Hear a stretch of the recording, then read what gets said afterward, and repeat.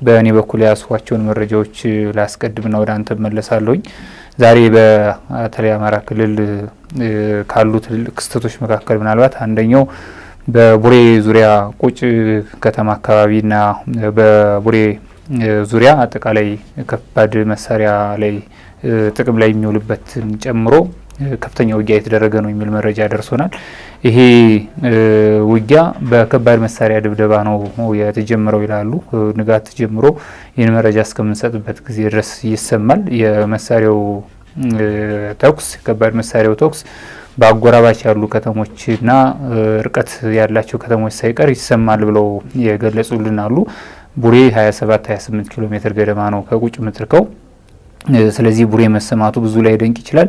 ከጅጋ አካባቢ ፍኖተ ሰላም ካለ ቅርብ ቦታ ካለ ከተማ ቁጭ አካባቢ ያለው ተኩስ ይሰማል ሲሉ የመረጃ ምንጮች ገልጸዋል። ምን ያህል ከባድ መሳሪያዎች እየተተኮሱ እንደሆነ በዚህ ማረጋገጥ ይቻላል።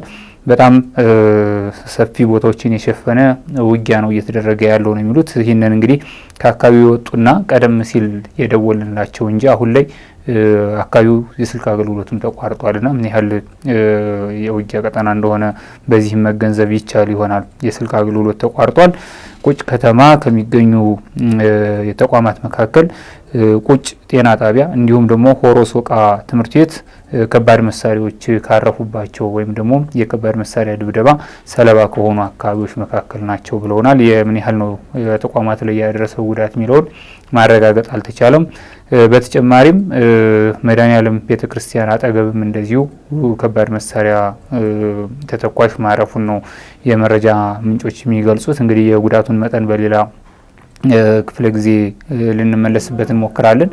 ከጠዋት ጀምሮ የተቀሰቀሰው ተኩስ እያየለ ሄዶ የመከላከያ ሰራዊት አባላት ከባድ መሳሪያን ጨምሮ በተሽከርካሪዎች ተጭነው ወደ አካባቢው ሲያቀኑ ተመልክተናል ያሉ የቡሬ ከተማ ነዋሪዎችም ይህንን አረጋግጠዋል። እንግዲህ ከቡሬ በቅርብ ርቀት የምትገኝ ነች ቁጭ። ወደ ወለጋ መስመር ከቡሬ በወለጋ መስመር ስንሄድ የምትገኝ ቦታ ነች።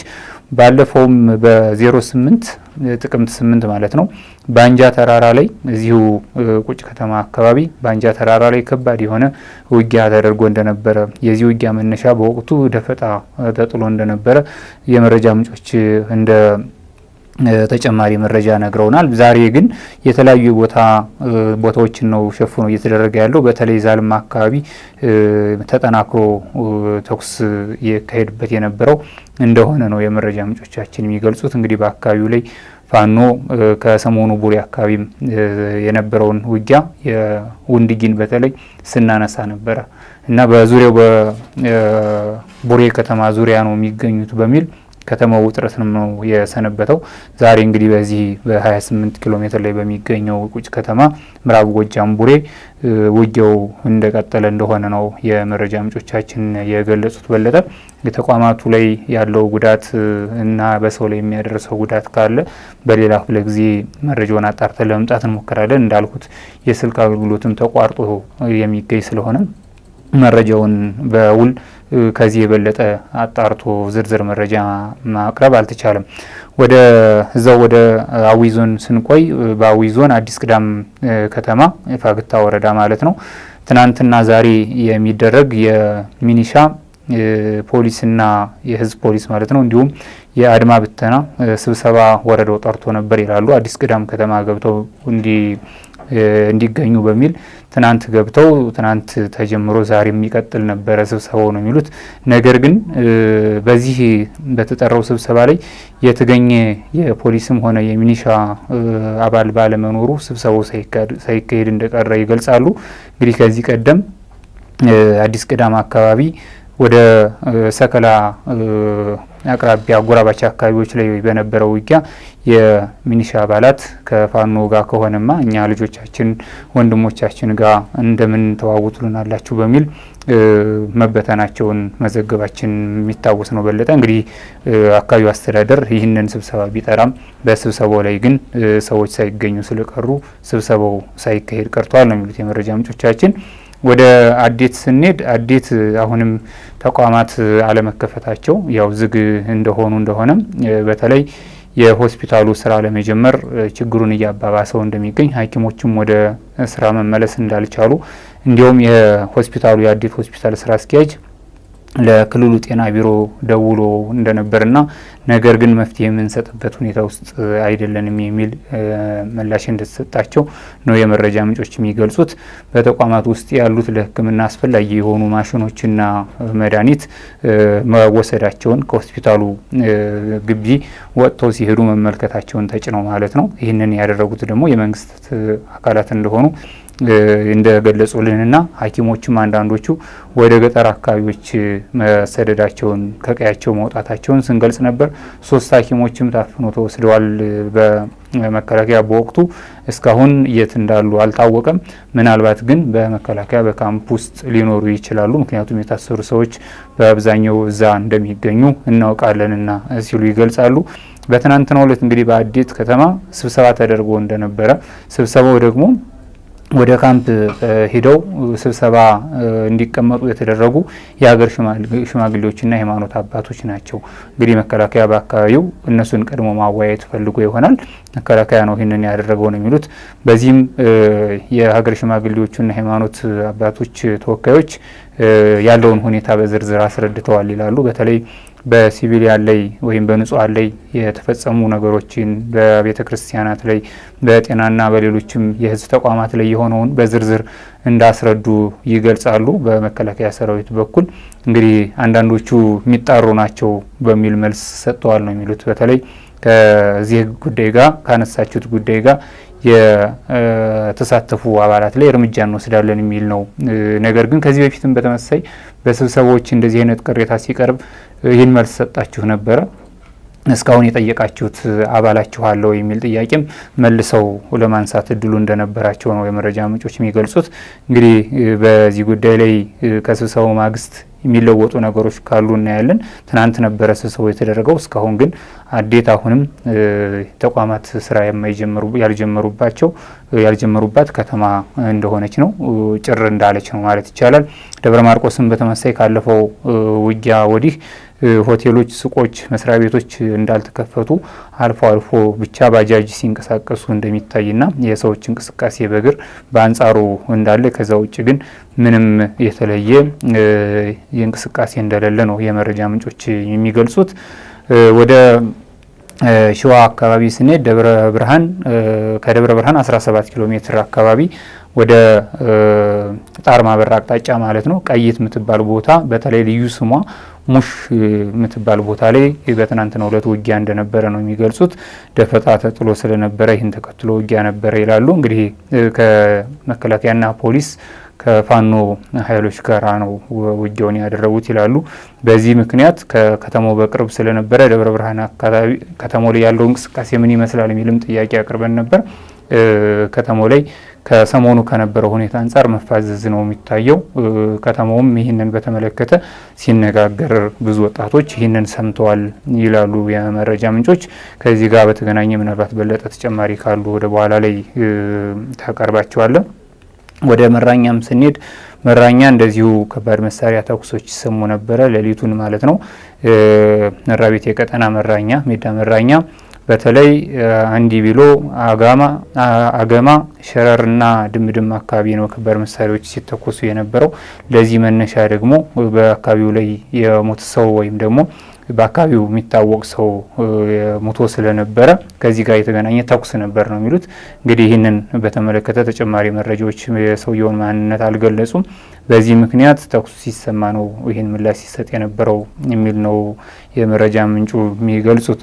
በሌላ በኩል ከነዚህ ወቅታዊ መረጃዎች ወጣ ስንል ዩኒሴፍ የተባበሩት መንግስታት ድርጅት ህጻናት አድን ማለት ነው 7.6 ሚሊዮን ልጆች ከትምህርት ገበታቸው ውጭ ሆነዋል በኢትዮጵያ ሲል ሪፖርት አወጥቷል። በሰው ሰራሽና በተፈጥሯዊ ምክንያቶች ነው ይሄ የሆነው። በአጠቃላይ በሀገሪቱ እንደ ናሙና ከተወሰዱ 8552 ትምህርት ቤቶች መካከል በዳሰሳው ከተካተቱት ማለት ነው 20% ትምህርት ቤቶች ሙሉ በሙሉ ወይም ደግሞ በከፊል ወድመዋል ይላል። በተለይ በአማራ ክልል ያለው አሁን ያለው ጦርነት ለዚህ ቁጥር ማናር ከፍተኛውን ሚና እንደወሰደ ወይም ከፍተኛውን ድርሻ እንደወሰደ ሪፖርቱ ያትታል። እንግዲህ ትምህርት ቤቱ በአማራ ክልል አብዛኞቹ አካባቢዎች እስካሁን ትምህርት አልተጀመረም። በለጠ ብዙ አካባቢዎች በጥቂት ከተሞችና አንዳንድ የደቡብ ወሎ አካባቢዎች ካልሆነ በቀር አብዛኞቹ የአማራ ክልል አካባቢዎች ትምህርት እየተከናወነባቸው ነው ለማለት አይቻልም። በዚህ ሁኔታ እንግዲህ በቁጥሩ 7.6 ሚሊዮን ትምህርት ቤቶች በሀገሪቱ እንግዲህ ምን ያህል ተማሪዎች አሉ፣ ምን ያህል ተማሪዎች ውስጥ ነው ይሄ የሆነው ብሎ ማስላት ነው። የአንድ ሀገር አንድ መካከለኛ ሀገር ህዝብ ቁጥር ማለት ነው 7.6 ሚሊዮን በላይ ባለፈው አማራ ክልል የወጣ ሪፖርት እንደሚያሳየው በክልሉ ትምህርት ገበታ ላይ መቀመጥ ከነበረባቸው 7 ሚሊዮን ገደማ ተማሪዎች ውስጥ ከ50 ዓመቶች በታች ነበሩ ምዝገባ ላይ ነበሩት። ወደ 2.8 ሚሊዮን ገደማ ናቸው ተመዝግበዋል የተባሉት። ያው እነሱም እንግዲህ አሁን በትምህርት ስርዓት ውስጥ ተካተዋል ያልተካተቱም የተመዘገቡ ነው። ወደ ትምህርት ቤት የሄዱት የሚለው ደግሞ ሌላ ነው። ይሄ እንግዲህ አማራ ክልል ያለውን ቁጥር ያሳያል። እንግዲህ 4 ሚሊዮን ገደማ ተማሪዎች አማራ ክልል ነው አሁን ትምህርት ያልጀመሩት ብሎ መውሰድ ይቻላል። ትክክል፣ ይሄ ነው ያለው። በመጨረሻ ከኔ ጋር ካሉ መረጃዎች መካከል አምባሳደር ስለሺ በቀለ ይፋ ያደረጉት መረጃ ነው። ይሄ ሶስተኛው ዙር አጠቃላይ የአባይ ጉዳይ ላይ ወይም ደግሞ የህዳሴ ግድብ ላይ ያለው የሶስቱ ሀገራት ድርድር ዛሬ ካይሮ ተጀምሯል ብለዋል አምባሳደር ስለሺ በቀለ። እንግዲህ ከዚህ ቀደም መጀመሪያ በካይሮ ከዛ እንደገና ወደ አዲስ አበባ መጥተው አዲስ አበባ ላይ አሁን ተመልሰው በካይሮ የኢትዮጵያ ግብጽና ሱዳን ተወካዮች የሶስትዮሽ ድርድራቸውን ቀጥለዋል። በዋናነት የውሃ ሙሊትና አለቃቀቅ ደንቦችና መመሪያዎች ላይ ነው ድርድሩ የሚደረገው ሲሉ በኦፊሳላዊ ገጻቸው ላይ አስታውቀዋል። የዚህ ድርድር ውጤት ወይም ስምምነት እስካሁን በዚህ ነጥቦች ላይ የተደረሰ ተብሎ እየተገለጸ ስለመኖሩ አልሰማንም። ሶስተኛ ድርድር ነው ይሄ። በለጠ በአንተ በኩል ያሉ መረጃዎች ቀጠናዊ ጉዳዮችን ካነሳ አይቀር የሱዳን ተፋላሚ ወገኖች የፈጥኖ ደራሽ ኃይሉና የሱዳን ሉዓላዊ ምክር ቤት ጄኔራል በጋራ የጀመሩት ድርድር በሳውዲ አረቢያ በቅርቡ በሚቀጥለው ሮብ ጀምሮ ሊደረግ ይችላል የሚል መረጃ አለ። ድርድራቸውን በሳውዲ አረቢያ ሊቀጥሉ ነው። ባለፉት በአሜሪካና በሳውዲ አረቢያ አደራዳሪነት የነበረው ድርድር መቋረጡ ይታወቃል። አሁን ድርድሩ ሊቀጥል ነው የሚችል ሌላ ቀጠናዊ መረጃም አለ። ወደ መረጃዎቹ ልመለስ።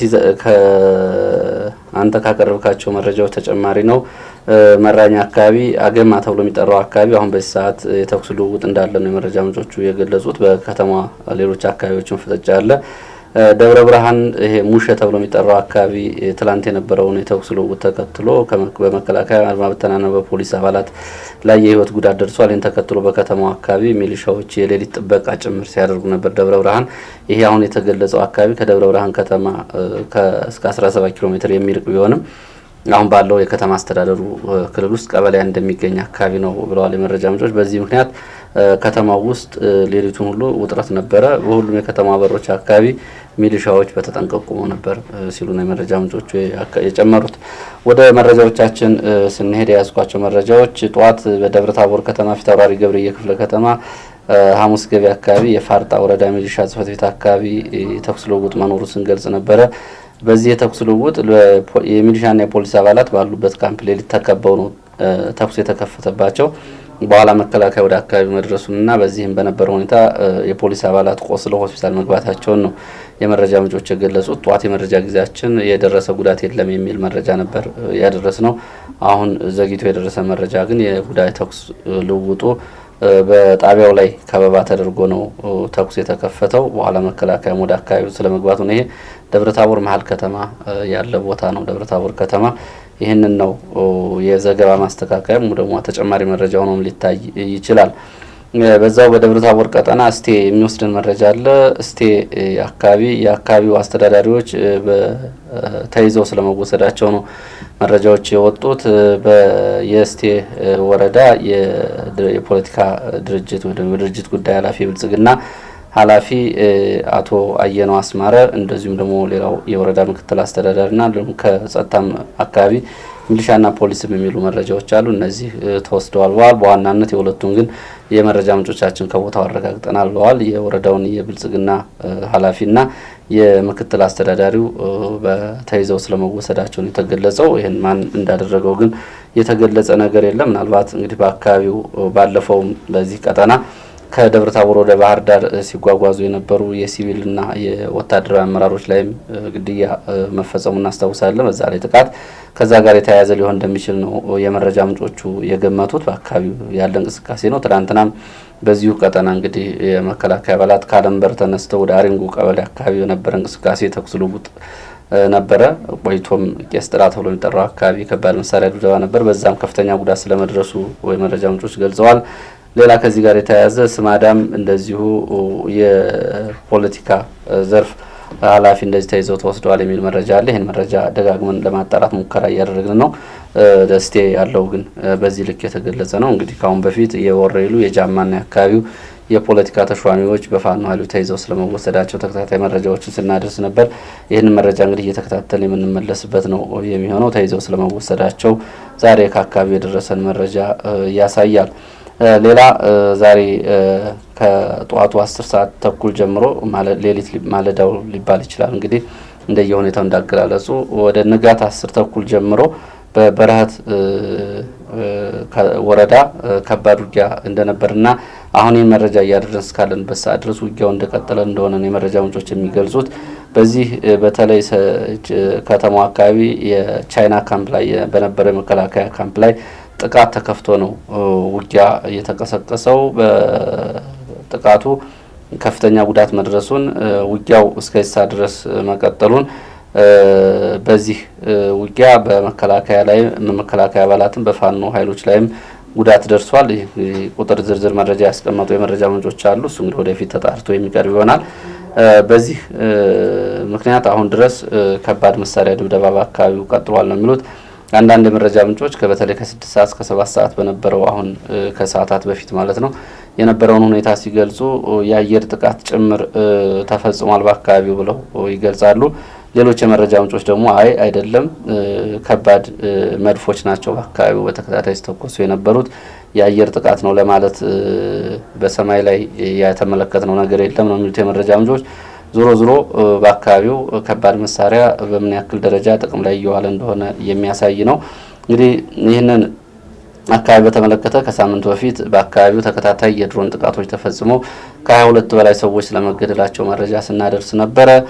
ከዛ በፊትም የምድር ውጊያ ደግሞ ከባድ መሳሪያዎች ጥቅም ላይ የዋሉበት ዙ23ን ጨምሮ በርካታ መሳሪያዎችም ስለማቃጠላቸው ስናቀርብ ነበር። ያን ተከትሎ ነው እንግዲህ የድሮን ጥቃት የተፈጸመው። በዚህ ባለው አጠቃላይ ሁኔታ በርካታ ንጹሃን ስለመገደላቸውና የመረጃ ምንጮቹ ምንድነው የሚሉት በመከላከያ ካምፕ ላይ ጥቃት ተከፈተው ከተማዋን መልሶ ለመቆጣጠር የፋኖ ታጣቂዎች የከፈቱት ጥቃት ነው ብለው እንደሚገምቱ ነው የገለጹት። ያም ሆኖ ግን አሁን በከተማው አካባቢ የመከላከያ አባላትም እንዳሉና የከባድ መሳሪያ ልውውጡ እንደቀጠለ እንደሆነ ነው የገለጹት። ይሄ በምንጃር ቀጠና በረሃት ወረዳ መተብላ ከተማ አቅራቢያ ያለ ውጊያ ነው። የስልክ አገልግሎትም በዛው ተቋርጦ ነው መሰንበቱ። ባለፈው የስልክ አገልግሎት እንግዲህ ባለፈው ተቋርጦ ነው የሰነበተው። ሌላ መረጃችን ወደ ሰሜን ወሎ የሚወስደን መረጃ ነው። ራያ ቆቦ አካባቢ ሮቢት ከተማ ጧት አንድ መረጃ ስናደርስ ነበረ።